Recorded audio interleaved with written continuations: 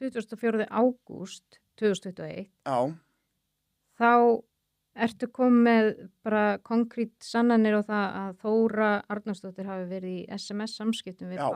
við eiginkonu, já, fyrirverandi eiginkonu þína. já. Og hún hefur sagt þér frá því þá.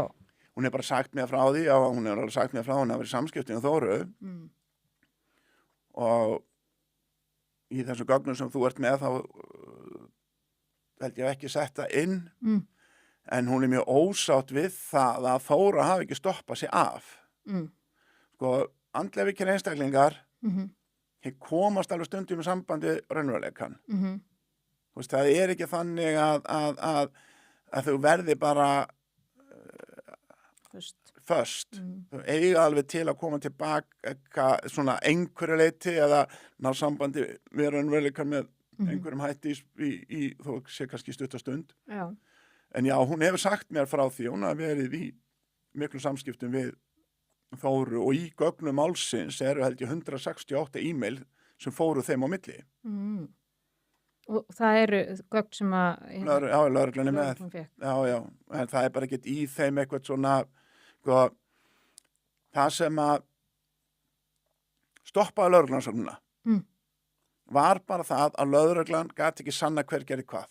Þú veist, ef við tækjum tæknimannin og dræpum hann, ef lögreglan geti ekki sanna hvort okkur hefði gert það, þá verið að sleppa okkur báðum. En hann var jafn dauður. Já, ok. Það snýst það, þú veist, rannsóknum var ekki felld niður, henni var hætt á þeim forsendum að lögreglan gat ekki sanna hver gerði hvað. En það er vitað í dag. Það er vitað í dag? Já. Ok. Við vitum það Helgi Seljan er heimildamaðurinn. Það er Heimildamaður þá... Þau framleitu bara heimildamenn hann inn á RÚV. Já. Ég hlusta nú þarna á lögmann Blaðamannafélagsins, hann var nú í viðtali á Stefán Einari núna á föstudaginn. Og það er greinilegt að menn alltaf fara út í einhverja hártoganir á það hvað sé heimildamaður. Já. Mér finnst þetta alltaf sérstakt, sko, þú veist, Jón Stefánsson lætur Aðalsteinn og Helga hafa gögn, gengst við því, þá er hann heimildamaður. Mín fyrirverandi tekur Símon, lætur hafa, en hún er ekki heimildamaðurinn að þeirra sögn. Þú veist, þeir mætast undir sjálfur sér í hurðinni, sko,